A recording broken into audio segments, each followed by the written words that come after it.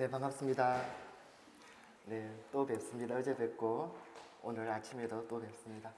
오늘은 아마 점심시간이 정해져 있다고 그러더라고요. 그래서 어제 몰라도 2시간을 했는 줄 몰랐는데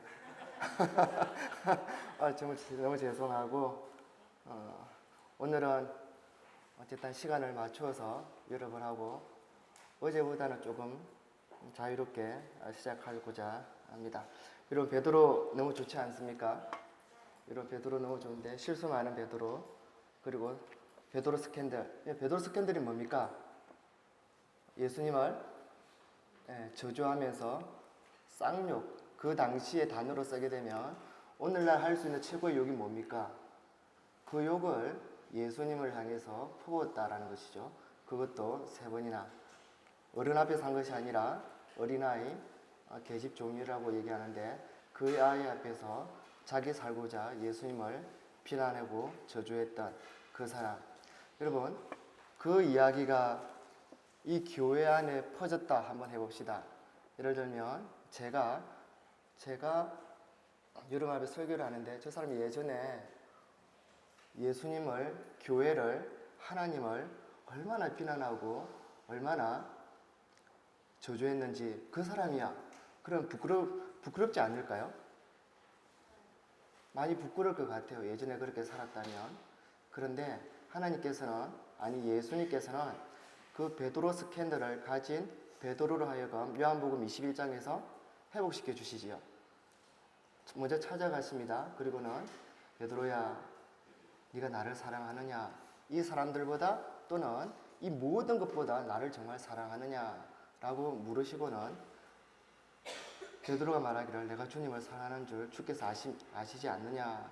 라고 3번 말하고, 그리고는 예수님은 베드로를 회복시켜 주시죠.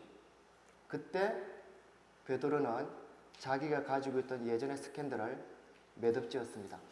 일단 오늘 본문의 내용은 아닌데 청년들에게 말씀드리고 싶은 것이 있어서 베드로 스캔들을 말씀드린 것의 이유는 뭐냐면, 누구나 어릴 때 소시적이라 그러지요.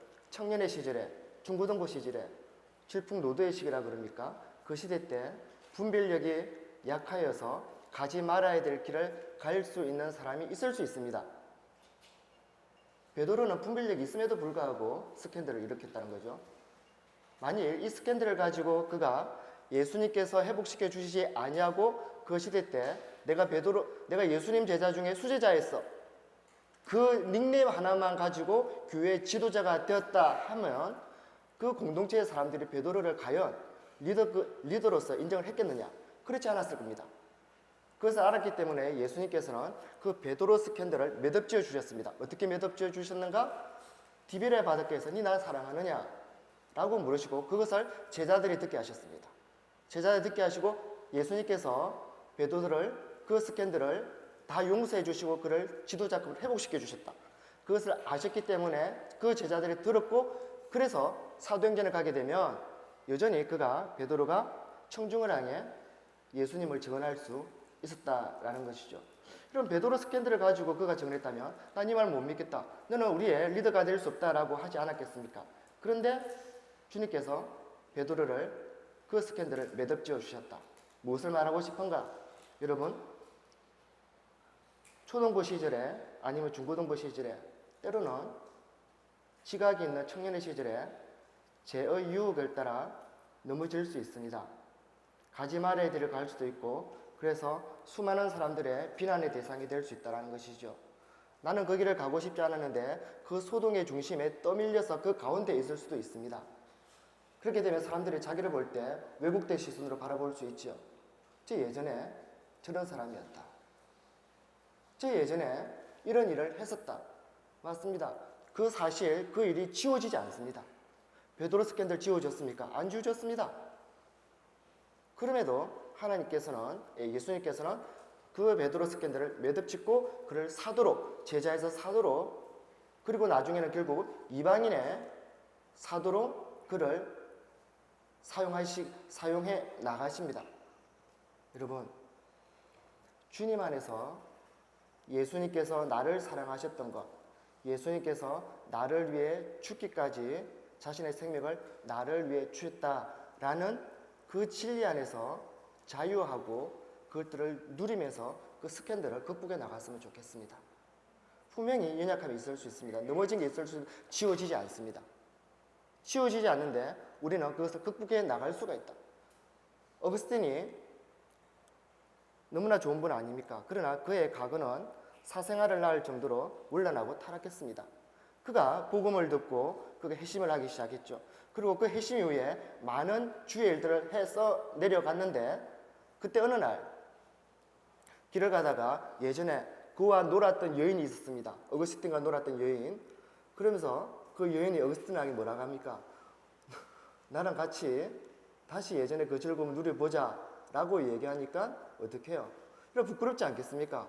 물론 부끄러울 수 있습니다. 근데 어거스틴이 말했습니다. 나는 매듭지어졌다. 어떻게 해요? 예수님 안에서. 그래서 다시는 너의 길, 너와의 즐거움을 누리는 일, 주님께서 기뻐하시는 일, 그거 안 하겠다. 그거 안 하겠다. 여러분, 오늘 찬양 가운데 있었지만 주 안에서 이전의 일들을 매듭지으십시오. 그리고 새롭게 시작하십시오. 이전의 일들이 생각나면 하나님께서 이전의 부끄러운 과거 스캔들을 나에게 주신 것은 더 앞으로 더 나은 삶을 위한, 더 나은 하나님의 나라를 위한, 헌신하게 하기 위한 하나의 도구로 사용하셨다라고 믿으시고 앞으로 전진하셨으면 좋겠습니다. 과거에 발목 잡히지 마십시오. 주님은 복음은 과거에 발목 잡는 분이 아닙니다. 과거에 발목 잡았다면 베드로가 되었겠습니까? 그렇지 않습니다. 그렇지 않습니다. 복음은 자유하는 능력이 있다. 그것들을 먼저 말씀드리고 오늘 베드로에 대해서 한번 알아가고자 하는데요. 예수님께서 너무나 잘 알고 있는 요한복음 13장에 보게 되면 예수님께서 제자들을 발을 씻긴 그 이야기가 우리의 성경에 정언되어 있습니다. 예수님께서 내가 너희들의 발을 씻기겠다. 아무도 발을 씻겨주지 않으니까. 원래는 발을 씻는다라는 것은 종들이 하는 일입니다. 종들 중에서도 가장 낮은 종이 손님들이 오게 되면 손님들의 발을 씻겨내는 것이 발 씻기는 종들이 하는 일들이었습니다. 그때 예수님께서 먼저 제자들에게 다가가시고는 내가 너희들의 발을 씻기겠다라고 말씀하셨죠. 그때 발을 씻기면서 우리가 알아야 될 것은 여러분, 발을 씻기는 일은 예수님이 할 일이 아닙니다. 그 시대의 문화는, 그 시대의 관행은 낮은 자가 높은 자를 씻기는 겁니다. 근데 주님은 높은 자가 낮은 자의 발을 씻겼다. 높은 자가 낮은 자를 섬겼다.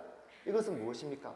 기존에 있었던 관행을, 기존 사이에 있었던 올바르지 아니한 성경의 원리에 맞지 아니한 것들을 주님께서 역전시켰다. 그럼 우리가 여기서 하나 배울 것이 있죠. 우리가 믿음을 따라 산다는 것은 예수님처럼 사는 것인데, 예수님은 기존 사회에서는 낮은 자가 높은 자를 섬기는 것이 맞다라고 얘기하지만, 아니, 하나님의 원리에서는, 하나님의 나라에서는, 교회 공동체에서는, 복음이 역사하는 곳에서는 건강한 자가 병든 자를 섬기는 것이며, 부유한 자가 없는 자를 섬기는 것이며, 높은 자가 낮은 자를 섬기는 것이 교회다. 이것을 보여주고 있습니다.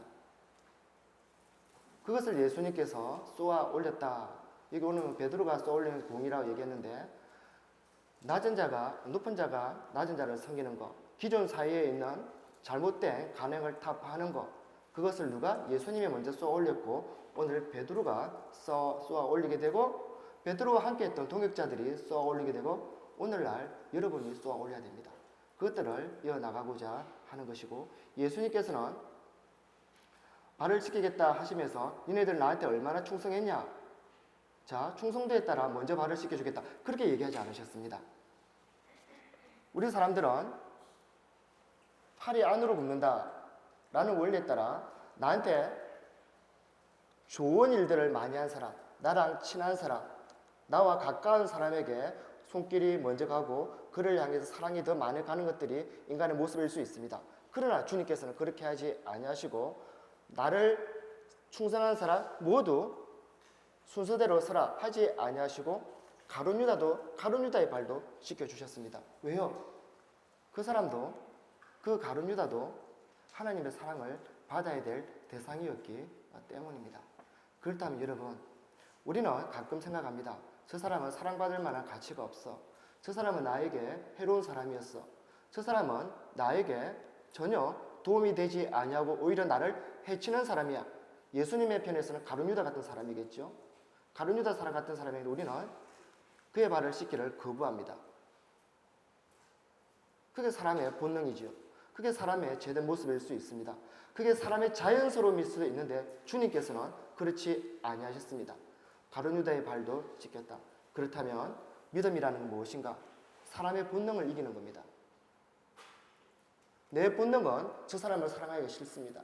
내 본능은 저 사람의 발을 씻기기가 싫고 내 본능은 저 사람을 도와주고 싶지 않습니다. 그럼에도 내가 예수님을 믿는 사람이기 때문에 인간의 본성을 거스르고 예수의 본성으로 살아갈 때 그 사람의 발을 씻길 수 있다는 것. 믿음이 그런 겁니다. 믿음은 아는 것에서 멈추지 않습니다. 반드시 발을 씻기는 행위, 동사. 이런 믿음이라는 것은 지식이 아니라 움직이는 것. 믿음이라는 것은 반드시 행동, 동사로 표현된다는 것. 그것들을 기억하시고 오늘 본문을 읽어 나갔으면 좋겠다 하는 생각을 해봅니다. 말이 빠르지요? 시간을 맞추기 위해서 어쩔 수 없습니다. 다 알아들을 수 있지요? 제가 영어로 말하는 것도 아니고 제가 방언으로 말하는 것도 아니니까 같은 한국어 다 알아들으실 줄 믿습니다. 자, 그러면 우리 오늘 본문 계속해서 읽어볼 텐데요. 우리 9장, 사도행전 9장 36절부터 조금씩 읽어보도록 하겠습니다. 오늘 본문의 배경을 알기 위함입니다. 36절 다 같이 읽어보겠습니다. 시작. 요바에 다비다라는 그 이름을 번역하면 돌아가라 선행과 구제가 하는 일이 심히 많았더니 요바에 다비다라는 여제자, 우리 남제자는 있지 않습니까? 다 알고 있지요.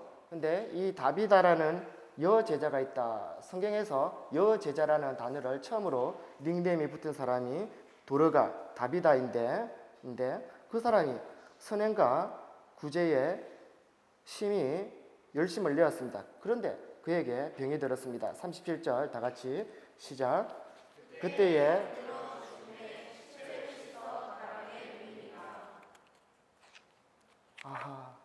제가 원고를 잘못 들고 왔네. 어떡하지? 네네. 네, 원고 1번이 없어서 2번을 안 들고 왔는데 2번은 하지 말라는 주님의 메시지일까요? 아니 괜찮습니다. 뭐 이미 읽어왔으니까 괜찮습니다. 네. 보지요 뭐.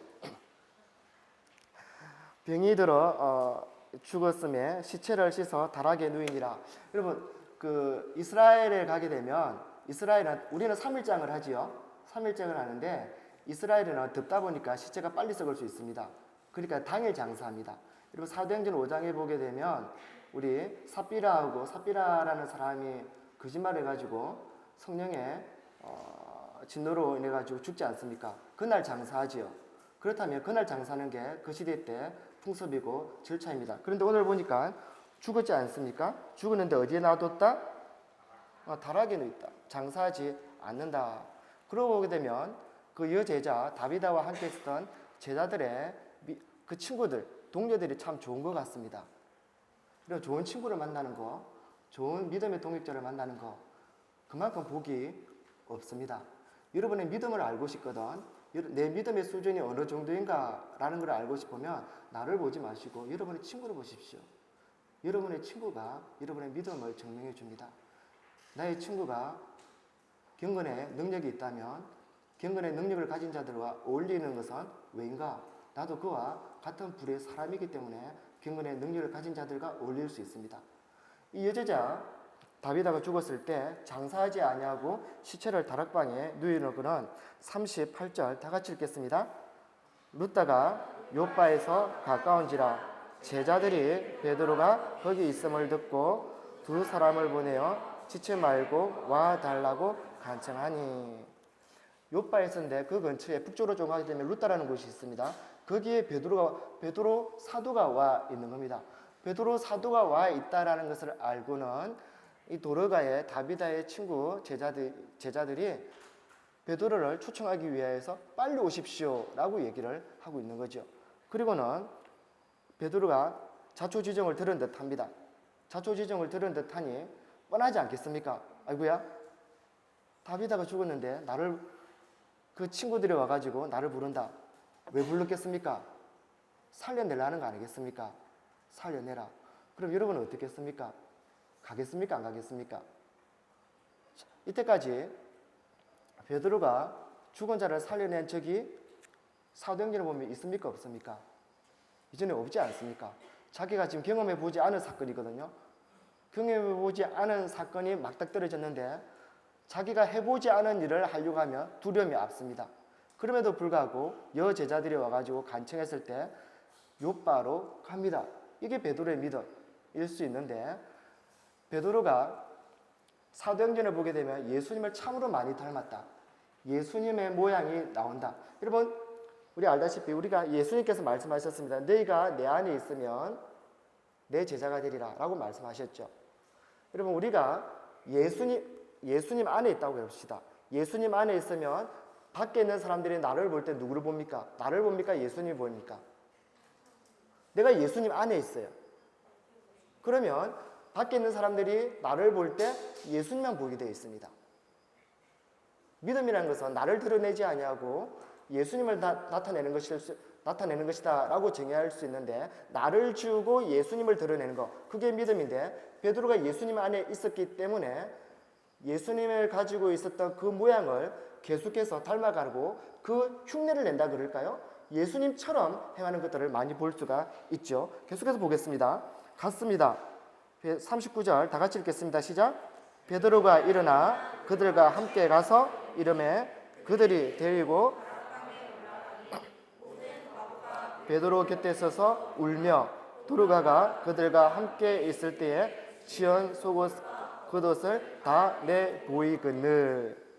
그러니까 이 제자들이 베드로에게 우리 도르가 이 다비다가 주님을 위해 얼마나 애쓰고 충성했는지, 주님을 얼마나 사랑했는지, 주님을 향한 그 사랑, 그 예배자로서 얼마나 충실한 삶을 살았는지 그것을 주위 사람들이 증언해 주었습니다. 자기가 증언한 게 아닙니다. 어차피 자기는 죽었으니까 주위 사람들이 증언해 줬다는 것. 내 신앙은 누구에 의해서 증언되는가? 저는 믿음이 좋아요 라고 말할 수 있습니다만 그것은 자기 말이지요. 주위 사람들이 저 사람 법 없이도 살 수 있는 하나님 나라를 살아가는, 하나님 때문에 살아가는 신실한 사람이다. 주위 사람들의 증언이 거의 다 맞습니다. 그래서 여러분 좋은 친구들을 사귀었으면 좋겠다. 믿음의 동역자들을 많이 사귀었으면 좋겠다 라고 증언을 해드리고 여기서 사귀시면 됩니다. 이 안에서 내가 좋은 동역자가 되고 내가 좋은 친구가 되었으면 좋겠습니다. 그러면 상대방도 나를 증언해 줄 겁니다. 그때 베드로가 40절 다 같이 읽겠습니다. 읽었죠? 읽었나요? 또 읽겠습니다. 시작. 베드로가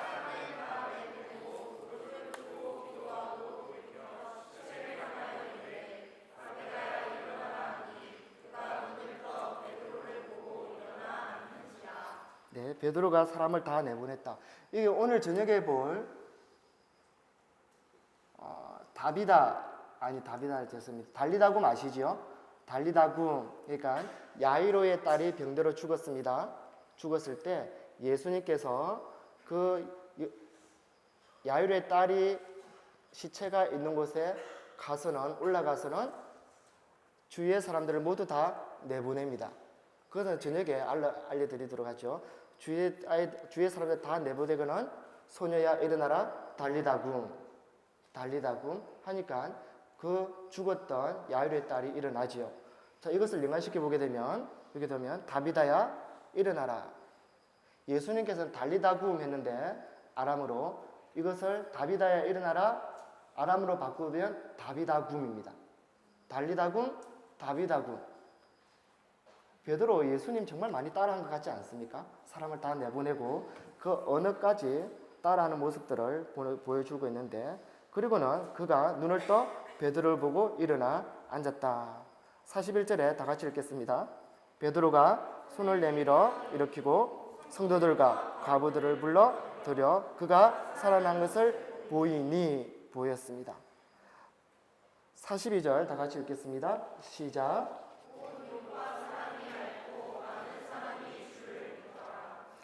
네, 그 일을 통해 가지고 많은 사람들이 주님을 믿었다. 아름다운 이야기가 있네. 다비다가 소생한 이야기. 아름다운 이야기가 있네. 복음의 이야기가 있네. 다비다가 그렇게 착하게 살았던, 신실하게 살았던, 예수님을 따라 살았던 그 다비다가 죽음에서 일어났네. 이야기가 이렇게 끝나면 동화 같지 않습니까? 너무나 좋죠. 세상의 많은 이야기는 이렇게 끝납니다. 그런데 사도행전을 썼던 누가는 43절을 기록하고 있더라.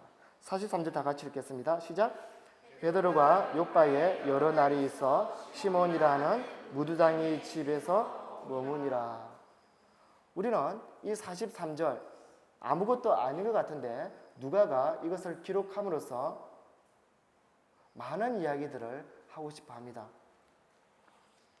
죄송해요. 원고가 1번이 없었던 거네요. 그래서 안 보이는데 그렇지만 한번 보도록 하죠. 여러분, 우리는 그냥 베드로가 다비다를 살리고 난 이후에 요바에 있는 무두장이 집에 머물렀구나 라고 이렇게 알고 있으면 되는데, 사실은 이 글을 읽는 사람들은 너무나 많은 충격에 휩싸이게 됩니다. 하루만 있은 것이 아니라 여러 날 있었다. 여러분, 바울입니다. 바울이 선교할 때는 지역 교회를 세웠습니다. 이방 지역을 선교하기 때문에 가는 지역마다 바울이 머물렀던 그런 장소가 언급되어 있습니다. 숙소가 언급되어 있다 보셔도 상관이 없습니다. 그러나 베드로는 지역 교회를 세운 것이 아니라 그 현장에 가서 복음을 전했습니다. 예수가 드러나고 복음이 드러나는데, 그렇다면 베드로가 머물렀던 장소는 별로 중요하지 않거든요. 바울에게는 바울이 머물렀던 장소가 중요하지만 베드로가 머물렀던 장소는 그렇게 중요하지 않는데, 유독 이 본문에서는 베드로가 머물렀던 숙박했던 장소를 기록해 놓았다. 어딘가? 무두장이 집이다. 무두장이 집이, 그러면 이 본문을 읽는 이 독자들은 심각한 충격에 빠질 수밖에 없다. 왜 그런가? 왜 누가는 이것을 기록해 놓았는가라는 것인데, 이 무두장이 옛날 성경 개역 한글 성경에 보게 되면 피장이라고 적혀 있습니다. 지금 여러분의 그 개역 한글 성경이 없어서 모르겠 텐데, 피장이, 이 무두장이 단어가 잘 와닿지 아니하죠. 무두장이 무대에서 놀고 있는 사람인가? 그런 무대를 뜻하는 것이 아니고, 피장이 가죽피입니다. 가죽피, 장인장. 그러니까 가죽을 만들고 가죽을 가지고 생계를 유지하는 사람을 무두장이라고 합니다. 그러면 가죽을 만들기 위해서는 누가 있어야 됩니까? 누가가 아니라 어느 것이 있어야 됩니까? 짐승이 있어야 되죠. 동물이 있어야 됩니다. 동물을 죽여야 되는 거죠. 동물을 죽여서 가죽을 벗겨가지고 그 가죽으로 무엇을 만든다? 피혁 제공, 그러니까 피혁 제품, 여러분의 허리띠, 여러분의 신발, 여러분의 지갑, 이것들을 만드는 사람이 무두장이었다. 그렇다면 필연적으로 이 무두장이는 무엇을 손을 대야 되는가? 동물을 손을 대야 되고 동물의 시체를 손을 대야만 합니다. 동물의 시체, 부정한, 율법에 따르면 부정합니다. 그러니까 구약을 알고 있는, 율법을 아는 사람들은 무두장이가 죽은 시체를 다루고 있다는 것을 압니다. 그래서 율법에 의하면 시체를 만지거든 그 사람과 접촉하지 말라고 얘기합니다. 왜일까요?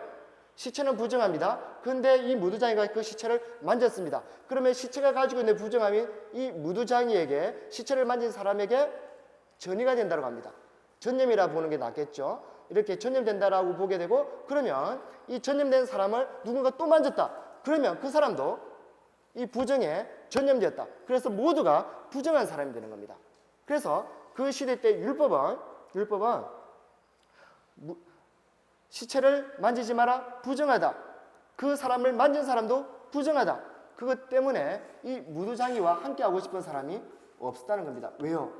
무두장이와 함께하게 되면 그 사람도 부정해지기 때문입니다.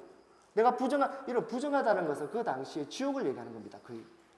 내가 깨끗함, 정결함으로 받지 아니하고 부정한 가운데서 하나님의 진노를 받을 수 있다라는 의식이 그 당시에 있었는데, 그러나 율법은 시체를 만진 사람은, 그리고 시체를 만진 사람과 또 접촉한 사람은 그 저녁까지만 부족합니다.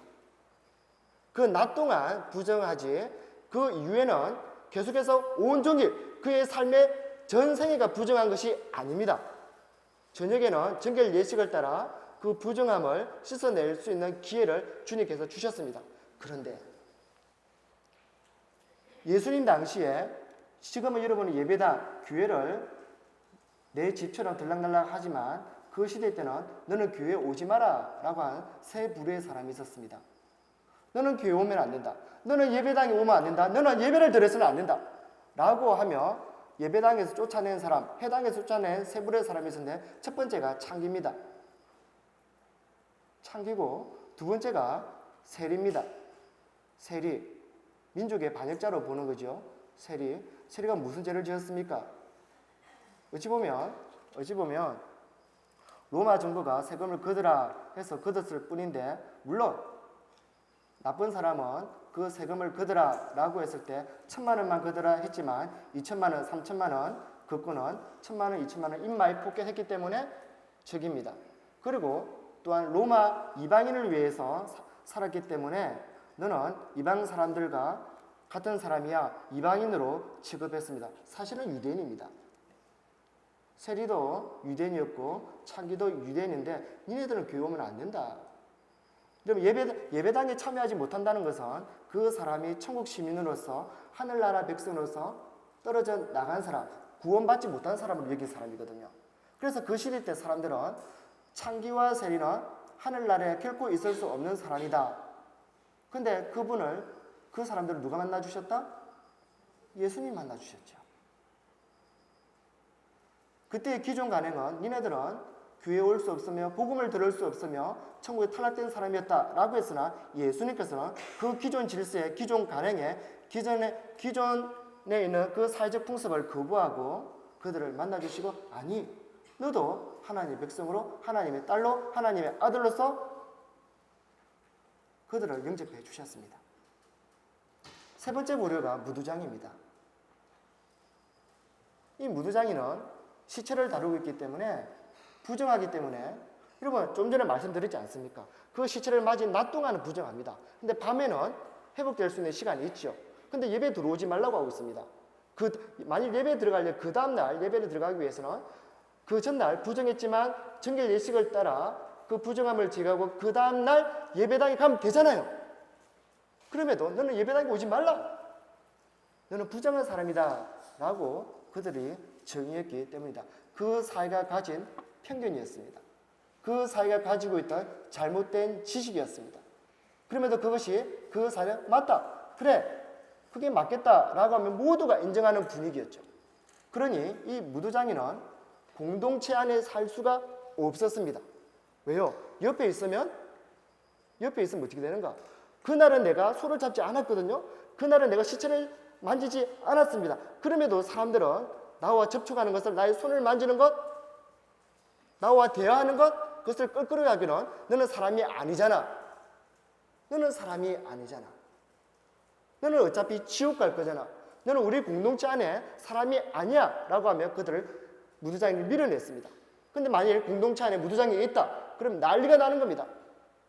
이 공동체 예배 안에 세리가 있다, 이 안에 부정한 예언이 있다, 그럼 난리가 나는 겁니다. 그리고는 다 쫓아냅니다. 째립니다. 눈으로. 너 왜 여기 왔냐? 넌 여기 있으면 안 되는데? 너 도대체 안 왔으면 좋겠다. 너 때문에 예배가 되지 않잖아. 너 때문에 예배를 드릴 수가 없어. 너 때문에 주의 말씀을 들을 수 없어. 눈으로 다 째리는 겁니다. 그러면 여러분, 눈으로 째리는 거 그 사람이 못 느끼겠습니까? 압니다. 아니까 이 무두장이는 그 공동체 일원으로 함께 살 수가 없습니다. 그래서 이 무두장이 어디에 살았겠습니까? 여러분, 6절 볼까? 10장 6절 이거 읽었는데요. 다 같이 한번 읽어보겠습니다. 시작.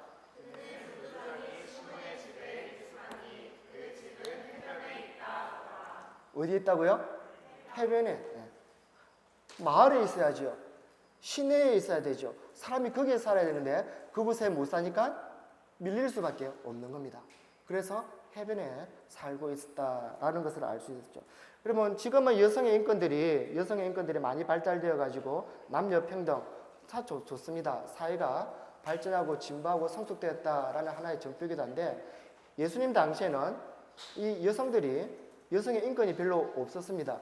할 수 있는 게 없었고 얼마나 심각했으면 사람의 수에도 포함되지 않았던 것이 여성의 인권이었습니다. 그리고 특별히 여성은 이혼을 먼저 제기하는 법이 없습니다. 남성이 나 너랑 같이 살기 싫어 라고 하면 이 여성에 대해서 이혼을 제기한 경우는 있었어도 여성이 나는 이 남자랑 살지 못하겠습니다. 내가 어쩔 수 없이 시집을 왔는데 이 사람과 살아보니 이 사람이 형편이 정말 말이 아닙니다. 이 사람은 참으로 음란하기도 하고 거짓말도 잘하고 폭력적이기도 한데 나는 이 폭력적인 남편과 음란한 사람과 이 거짓말하는 사람 사치 심한 이 남자랑 못 살겠습니다 라고 말할 수가 없습니다. 그렇게 이혼을 제기한들 들어주지도 않습니다. 그런데 단 하나 여자가 이혼을 제기할 수 있는 한 사람이 있었는데 그 사람이 무두장입니다. 내가 결혼을 해서 시집을 갔는데 이 사람이 무두장인 겁니다. 무두장이는 불결하다고 했죠. 불결하다고, 그러니까 부정하다고 했죠. 그러면 이 여인이 이 무두장이와 몸을 썩는 순간 어떻게 되는가? 이 여인도 부정하게 되는 겁니다. 말씀드렸죠. 만일 부정은 지옥과 관련되어 있기 때문에 하나님 백성과 단절을 얘기하기 때문에 나는 하나님 백성인데 이 무두장이와 결혼함으로써 이 접촉함으로써 내가 하나님 나라에서 끊어진다. 나는 그렇게 못 살겠습니다. 하게 되면 많은 사람들이 그래, 내 그건 인정해 줄게. 너도 천국에는 가야 되지. 너도 예배는 드려야 되지. 너도 하나님 나라의 백성은 살아야 되지. 그렇기 때문에 무두장이와 이혼을 여자가 먼저 제기한다 해도 그것을 받아줬습니다. 다른 건 안 되는데 무두장이와 결혼은 이혼을 제기할 수 있었다. 그렇다면 이런 무두장이는 인간입니까? 인간이 아닙니까? 여러분, 인간이 아닌 겁니다. 인간이라고 얘기하고 있는데 모든 사람들이 인간으로 취급하지 않는 겁니다. 같이 있으면, 같이 접촉하게 되면 자기가 부정한 사람이 되니까. 그런데 그것이 모든 사회에서 당연하게 여겨졌다. 아무도 그에 대해서 이의를 제기하지 않는 겁니다. 왜 무두장이가 사람인데 인간이 아닌 것처럼 보는가? 그 안에서 율법이 그렇게 정의하고 있지 않음에도 불구하고 그것이 율법이야. 잘못된 신학과 잘못된 성경 해석, 이것을 당연하게 받아들이면서 그 공동체 안에서, 그 사회 안에서 무두장이는 사람인데 사람이 아닌 것. 인도에 가게 되면 불가촉민이 있는데 정말 인간 이하로 취급받거든요. 그런 존재로 여겨지고 있었다라는 거죠. 근데 그 집에 누가 들어갔다? 베드로가 들어갔다. 이게 무엇이겠습니까? 참으로 많은 것들을 우리에게 알려주고 있습니다. 인간 아닌 사람을 베드로는 인간으로 대했다. 무두장이가 베드로에게 한 일이 있습니까? 무두장이가 베드로를 위해서 특별히 어떤 선행이나 가치 있는 일을 한 일이 있습니까? 아닙니다. 주님께서 우리를 먼저 찾아오신 것처럼, 주님께서 제자들을 먼저 찾아가신 것처럼 베드로도 예수님 닮음으로 무두장이를, 인간 이하의 사람을 먼저 찾아갔습니다. 여러분, 하늘에서 하나님이 우리를 볼 때 우리 죄인, 허물과 죄로 죽었던 불순종의 자녀, 사단의 종노를 했던 사람, 인간 아니잖아요. 하늘나라의 백성으로서의 전혀 그런 모습이 우리는 없습니다. 그럼에도 하나님께서는 그의 아들을 우리에게 보내주시고 저와 여러분이 하나님의 백성이다 라고 불러주셨고 만나주셨습니다. 그래서 저와 여러분이 이 자리에 있는 거 아니겠습니까? 베드로도 예수님께서 자신들에게 행했던 그 모습을 따라 무두장이 집에 유숙했습니다. 하루가 아니라 여러 날. 여러분, 유숙할 장소가 없어서? 아니요. 여러분, 베드로가 와가지고 다비다를 살렸습니다. 특별히 다비다는 선행과 구제하는 일에 힘썼지 않았습니까? 사람 섬기는 일을 잘했습니다. 그렇다면 그가 살아나서 나를 살리신 이가 누군가? 예수님의 제자, 예수님의 사도 베드로였다. 그러면 그를 오늘날 호텔에 모시고 싶지 않겠습니까? 자기가 가장 최선을 다해 섬길 수 있는 가장 좋은 장소, 그곳에 숙박할 수 있는 그런 마음이 있지 않았겠습니까? 그러나 베드로는 다비다의 그 청이 있었을 법한데 그 청을 거절하고 어디 갔다? 무두장의 집에 갔다라는 것. 우리가 참으로 많은 것들을 얘기해 준다. 숙박할 장소가 없어서가 아닙니다. 그는 의도적으로 그 사이에서 인간으로 취급받지 못했던 가장 소외되었던 사람을 찾아갔습니다. 그럼 우리 상상해 봅시다. 베드로가 무두장이 집에 가게 되면 무두장이가 썼던 이불, 무두장이가 제공해 주는 이불을 덮었겠죠. 여러 날. 그러면 세면은 안 합니까? 세면을 해야 되죠. 그렇다면 무두장이가 주는 수건을 썼을 겁니다. 나는 따로 챙겨가 있다. 그럴 베드로는 아닐 겁니다. 무두장이가 주는 물을 먹을 것이며 무두장이가 준 음식을 먹었을 것입니다. 그렇다면 이불이나 수건이나 음식이나 물이나 무두장이의 손길이 닿지 않은, 접촉이 되지 않은 것이 없습니다. 그렇다면 모든 것이, 그 집에 있는 모든 것이 부정합니다. 베드로도 그곳에서 살았다면, 며칠을 유식했다면 베드로도 부정한 사람들인 겁니다. 그 사이에 편견으로 보게 되면 베드로는 지옥 가는 사람이요, 하늘나라의 백성이 아닌 사람이요, 예배당에 와서는 안 되는 사람이요. 그것을 베드로는 모든 것을 감당해냅니다. 어떤 사람이 이런 말을 하지 않았겠습니까? 베드로가 다비다를 살리더니 조금 이상해졌다. 왜 부정한 사람이 있는가? 저 사람은 부정한 사람인데 왜 베드로는 저기 가는가?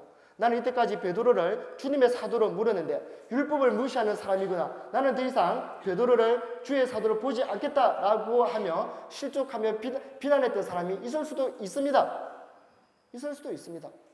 여러분, 많은 사람이 지금 요파 사람들이 베드로가 행했던 일을 통해 가지고 많이 죽기로 돌아왔다라고 증언하고 있죠.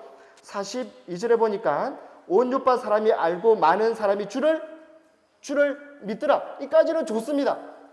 그 일을 보고 그렇지, 주님께서는 생명이니 주님의 능력은 이런 일이 있는구나. 그렇다면 베드로를 통해 역사하신 그 예수를 믿어야지 라고 했는데 결국 뒤에 가보니까 베드로가 어디 있더라? 무두장이 집에 있더라. 저게 뭐지? 오인? 저게 뭐지?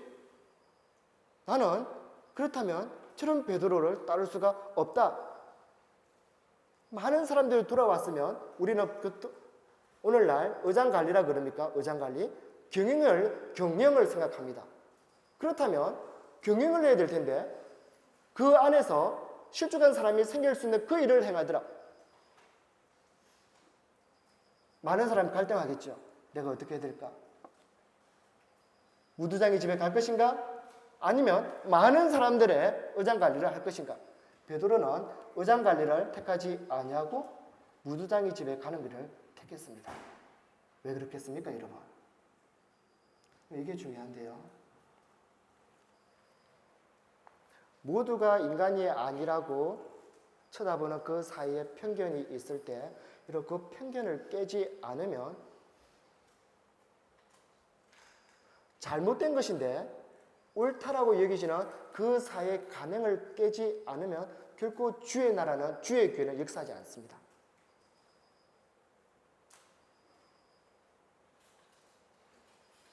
그것을 베드로가 알았던 겁니다. 그래서 무두장이 집에 가서 아니, 이 사람도 하나님께서 사랑하시는 주의 백성이다라는 것을 알려주고는 누가 잘못됐는가? 니네들이 잘못됐다는 것을 알려주는 겁니다. 여러분,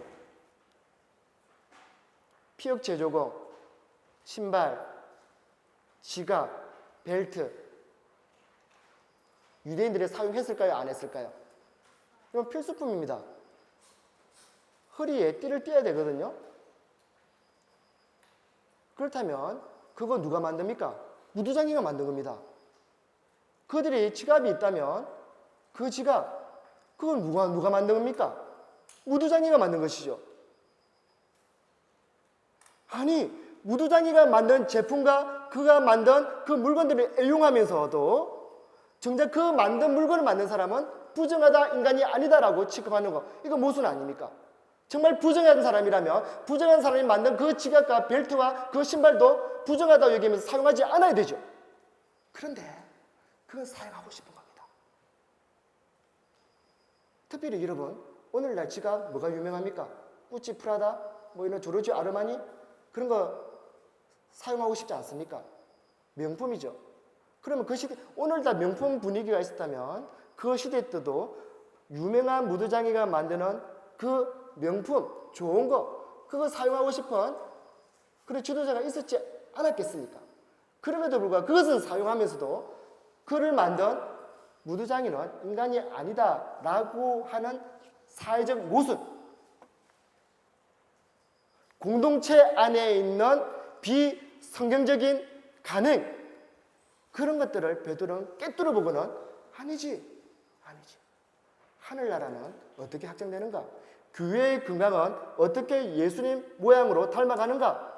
그것은 우리 공동체 안에 있는 비성경적인 것들을 극복해 나갈 때 주님의 나라는 임합니다. 여러분 생각해 보십시오. 하나님께서는 이 무두장이도 인간이다. 창기도 내가 선택하고 부른 인간이다. 그리고 세리도 인간이다. 예수님께서 그들의 친구가 되어 주셨습니다. 그런데 그 사회는 아니, 나는 저 사람의 친구가 아니야. 나는 저 사람과 함께 어울릴 수 없어 하며 스스로 그 지체를 잘라냈습니다. 우리의 교회의 머리는 누굽니까? 예수님이지요. 저와 여러분은 예수님의 몸이지요.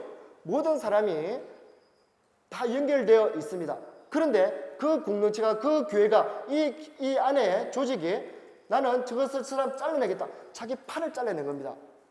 그럼 자기 팔을 잘라내면 누가 아픈 겁니까? 팔 잘려나간 팔만 아파요? 우리 몸 전체가 아픈 거잖아요.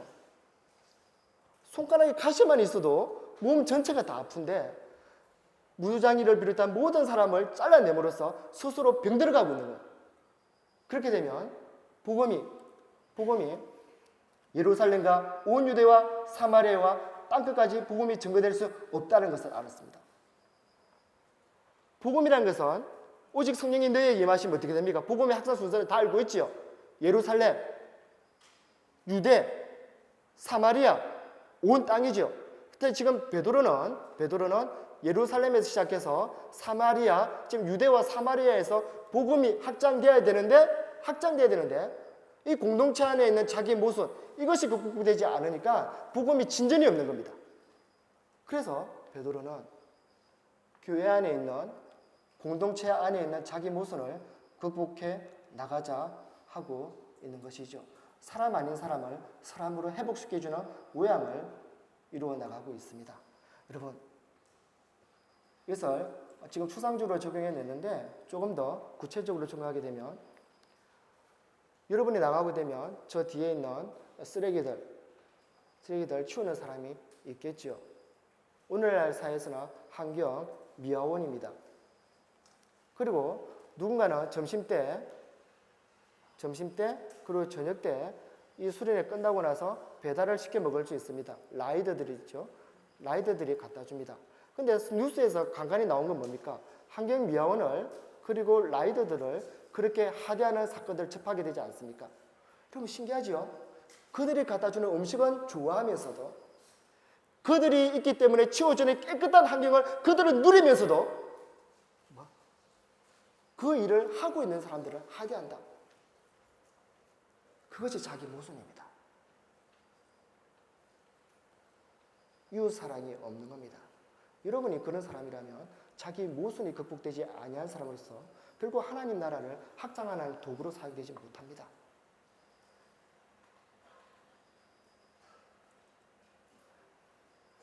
우리 공동체 안에 있는 자기 모순을 베드로는 친히 걸어서 그 무두장의 집에 유함으로써 인간이 아닌 사람을 인간으로 회복시켜 주셨다. 그렇다면 우리 선두교회 청년부 안에 있어야 될 것은 여러분이 모든 사람을 바라보는 시선이 편견이 없었으면 좋겠습니다. 저 사람은 직업이 저래서, 저 사람은 살아온 삶이 저래서, 저 사람이 가지고 있는 그 어떤 모양 때문에 사람을 등급으로 나누지 마십시오. 그게 자기 모순입니다. 자기 편견입니다. 그러면 그 공동체는 건강하지 않습니다. 등급을 매기는 순간 지체로 연결된 사람을 자기 팔을 잘라내기 때문에 자기가 병들어가는 겁니다. 근데 모르지요. 그 시대 때 모든 사람이 몰랐습니다. 그래서 예수님이 오셨고 베드로가 예수님 다음으로 생활에 나가기 시작했습니다. 그것이 무두장이 집에 간 하나의 사건입니다. 그리고 중요한 것은 자기 모순이 극복되니까 죄송합니다. 공동체 안에 있는 모순이 극복되니까 베드로는 자기 모순을 극복해 나가기 시작합니다. 이제 시간이 조금 다 됐는데 10분 안에 끝내도록 하지요. 시간이 다 돼서 10장에 보게 되면 누가 나옵니까? 10장 1절 다 같이 한번 읽어보겠습니다. 시작. 가이사라 보낼 사람이 있으니 이달리아 군대 백부장이라. 가이사라에 있는데 고넬료라는 사람이 있는데 로마 사람입니다. 로마 사람은 이방인이죠. 여러분 좀 전에 말씀드렸습니다. 복음은 어떻게 되는가? 예루살렘과 유대와 사마리아와 이런 9장까지는 예루살렘과 유대와 사마리아는 빌립 집사가 다 전도했거든요. 이까지 다 전도가 되었습니다. 그런데 문제는 땅끝까지 안 되는 겁니다. 물론 땅끝이 여러분이 있는 곳이 땅끝이 될 수 있습니다만은 일단 이방인들에게 퍼져나가는 그 모양새가 복음이 전파되어야 되는데 9장까지는 예루살렘과 유대와 사마리아까지 됐는데 유르토는 되지 않습니다. 이까지는 가능해요, 여러분. 예루살렘 가능하지요. 종교적인 도시. 유대 가능하지요. 같은 동족. 이때까지 성경을 알고 해당해서 같이 신앙생활했던 사람들이 많은 사람입니다. 사마리아, 유대인들은 사마리아가 좀 다르다고 보고 있지만 사마리아가 유대인들을 볼 때는 우리도 같은 사람인데 모세 오경을 알고 있습니다. 그리고 언어도 쓰는 용어도 거의 비슷합니다. 그러니 전도하기가 복음이 퍼져나가기가 쉽습니다. 그런데 문제는 10장입니다. 10장부터 이방인입니다. 그런데 왜 이토록 유대인이 이방인들의 복음을 전달하기 힘든가? 왜냐하면 유대주의가 있습니다. 유대주의가 뭘까요, 여러분? 구원은 유대인들에게 임한다. 그리고 구원은 유대인으로부터 시작된다. 이방 사람들이요, 니네들이 구원을 받고 싶거든 우리 유대인으로 온나 하면서 유대인으로 들어와라. 그러면 너희들이 구원받을 것이다. 근데 주님 방법은 그게 아니거든요. 유대인으로 들어와가 아니라 니네들이 가라거든요. 근데 베드로를 비롯해서 이 유대인들은 이방인 못 가는 겁니다. 왜요? 유대주의 때문에. 베드로도 유대주의가 있었습니다. 오늘 읽었던 본문을 보게 되면 그것이 베드로 안에 있는 자기 모순을 깨기가 얼마나 어려웠던지 하나 예수님께서 하늘로부터 내려온 보자기, 부정한 동물들이 있는 그 보자기, 베드로야 잡아 먹으라. 아니요 주님, 저는 저거 부정한 거 먹을 수가 없습니다. 이것이 율법입니다. 또 올라갑니다. 또 내려옵니다. 베드로야 저거 먹으라. 아니요 저는 안 됩니다. 절대 부정한 거 손댈 수도 없습니다. 만지지도 않겠습니다. 먹지도 않겠습니다. 율법입니다. 라고 하며 또 올라갔습니다. 세 번째 내려옵니다. 그때 주님께서 하신 말씀이 무엇입니까? 안 읽었네요, 이 부분은. 죄송합니다. 이 부분은 이야기는 알고 있지요? 네. 자, 볼까요?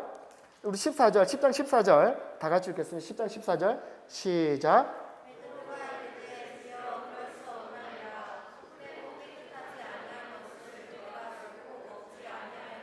15절 시작. 또 두 번째 소리가 있으되 하나님께서 16절 이런 일이 3번 있은 후 그 그릇이 곧 하늘로 올라가니라. 그렇죠. 그리고 이 환상을 보고 난 이후에 그때 마침 고넬료가 사람을 보내가지고 베드로의 집이라고 하다 피장의 집에 똑똑똑 하고 들어온 겁니다. 그러면서 이 베드로가 이 환상이 뭘까? 라고 하면서 이제는 베드로야, 네가 가지고 있었던 유대주의, 이 편견을, 네 안에 있는 자기 모습을 깨라. 그것을 깨지 않으면 이방인에게로 못 간다. 그것을 깨지 않으면 예루살렘과 온 유대와 사마리아와 땅끝까지 내 증인이 못 된다 라는 것을 보여주고 있는 겁니다. 공동체 안에 있는 자기 모순을 깼고 자기 편견을 깼고 이제는 베드로에게 자기 안에 있는 유대주의라는 자기 모순 잘 인식 못하거든요. 여러분 주의 말씀, 예수님의 기준으로 생각하지 않으면 모릅니다.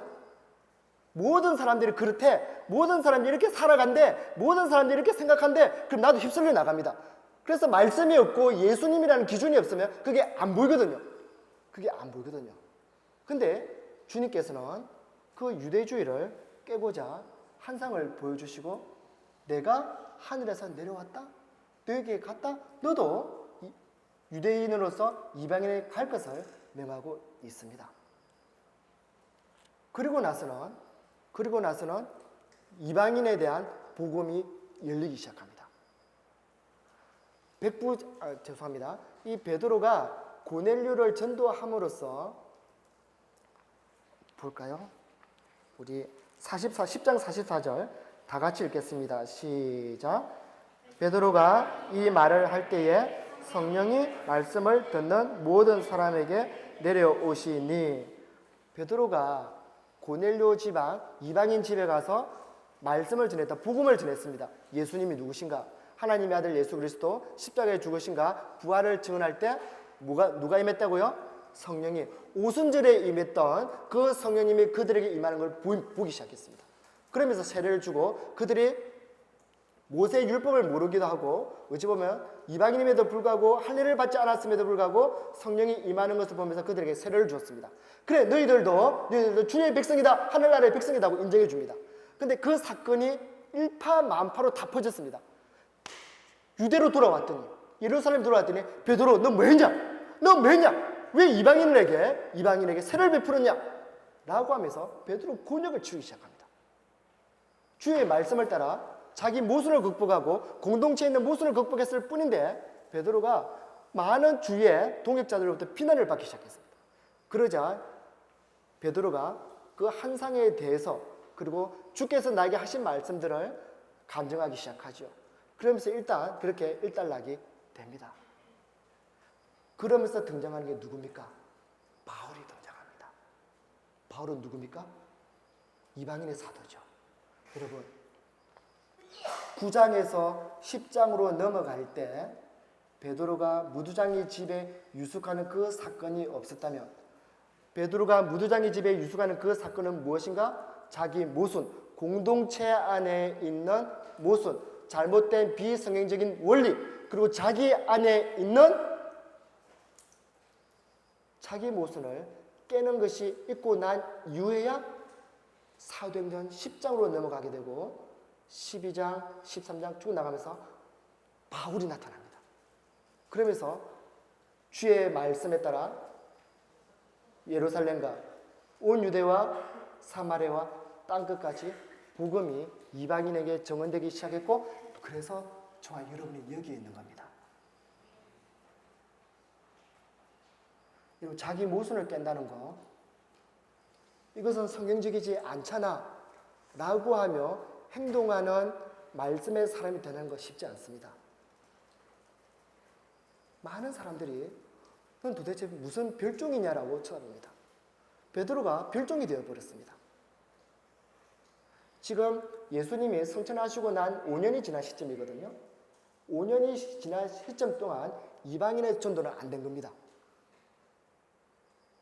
아니 예수님이 성천한 지가 5년이나 지났는데 늘 그들은 예루살렘과 유대와 사마리아까지만 있는 겁니다. 주님께서는 땅끝까지 가라고 얘기했음에도 불구하고 못 가겠다는 겁니다. 그때 베드로와 한 사람을 통하여 공동체 안에 있는 자기 모순, 그리고 자기 안에 있는 자기 모순을 깨기 시작하시고 사도행전 10장으로 넘어갔다라는 거. 여러분, 선두교회 공동체 안에 하나님 나라가 임할 수 있고 교회가 더욱더 건강하게 성장할 수 있는 것은 자기 모순을 깨는 이음새가 필요합니다. 9장이 있습니다. 9장이 있고 10장이 있습니다. 그 사이에 베드로가 있습니다. 경첩이라 그러죠. 이음새. 만일 베드로가 자기 모순을 깨는 그 연결점이 없으면 10장은 이어지지 않습니다. 그리고 바울도 나오지 않습니다. 무엇을 얘기하고 싶은가? 무엇을 얘기하고 싶은가? 여러분 안에 있는 자기 모순을 깨십시오. 실제적으로 적용을 해드리도록 하죠. 여러분,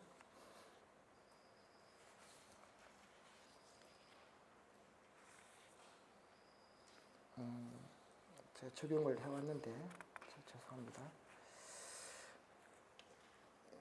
여러분, 정말 예수님 사랑하지요?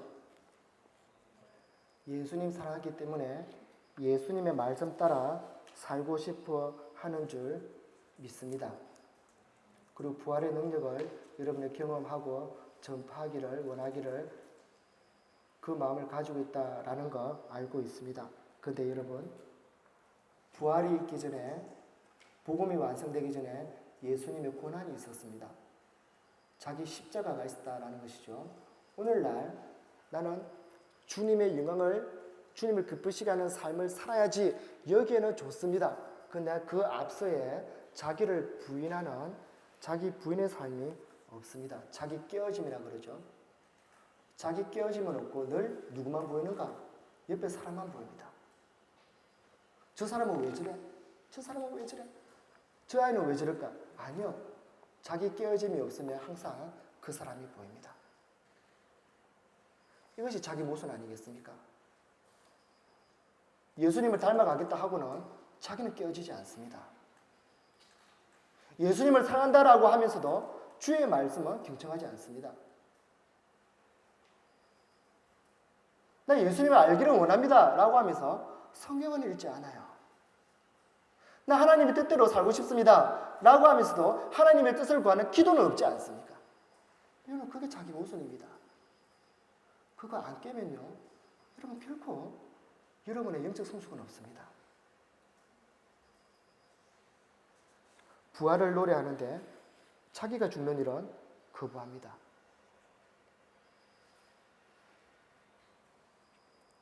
성경에서는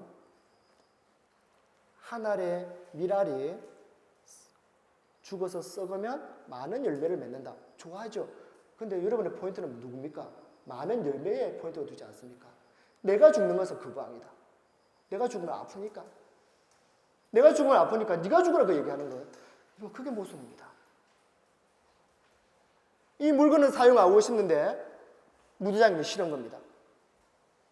많은 열매를 보고 싶은데 나는 죽기는 싫은 겁니다. 그게 자기 모순이요. 그렇다면 그 사람은 사도행전 9장에만 머물러 있습니다. 예수는 믿습니다. 예수는 믿습니다. 그런데 사도행전 9장에서 머물러 있습니다. 10장으로 넘어가지 못하며 영적 성장, 발달이, 그 성장이, 확장이 없다라는 것이죠. 여러분,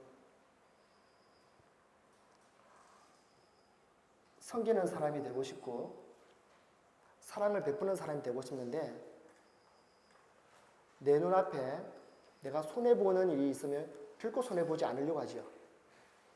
아닙니까?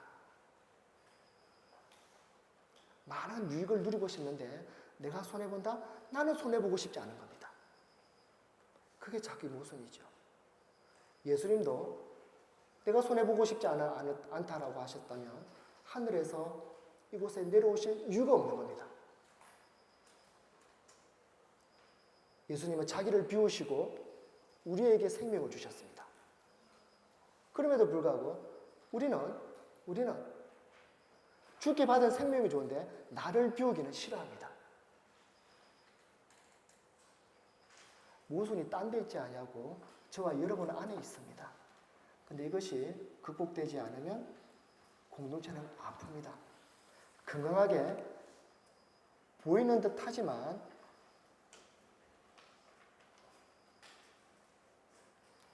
그렇습니다. 데코레이션 해야 됩니다. 제가 기도하고 목사님 기도하고 끝낼게요. 하나님, 주의 교회가 건강하게 주의 말씀을 따라 진리를 따라 아름답게 성숙하기를 원합니다. 그러기 위해서는 내가 썩어지는 하늘의 미랄이 되어야 되며 내가 진리로서는 바른 사람이 되어야 되는데 스스로 바로 서지 못하면서 남들을 바로 서기를 원하는 맹인과 같은 존재가 되지는 않았는지 하나님, 우리 안에 있는 자기 모순들을 말씀 안에서 예수님 안에서 발견하고 하나하나 극복해 나가는 아름다운 공동체가 되게 도와 주시옵소서. 예수님 이름으로 기도드립니다. 아멘. 수고들 하셨습니다.